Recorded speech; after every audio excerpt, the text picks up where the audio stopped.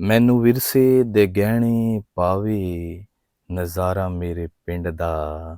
ਵਿਸਰੀਆਂ ਕਦਰਾਂ ਸੰਗ ਮਿਲਾਵੇ, ਨਜ਼ਾਰਾ ਮੇਰੇ ਪਿੰਡ ਦਾ।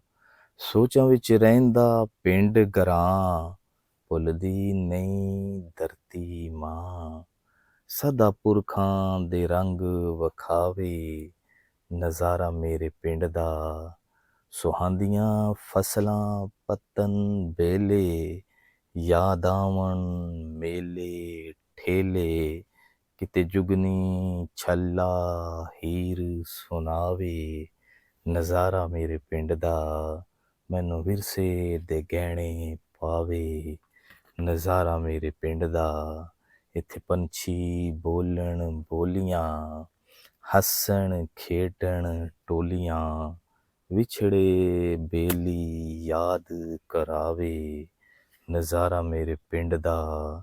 ਦੂਰੋਂ ਲੱਭਣ ਕੋਠੀਆਂ ਚਬਾਰੇ, ਪੱਕੇ ਦਿਸਣ ਪਿੰਡ ਸਾਰੇ।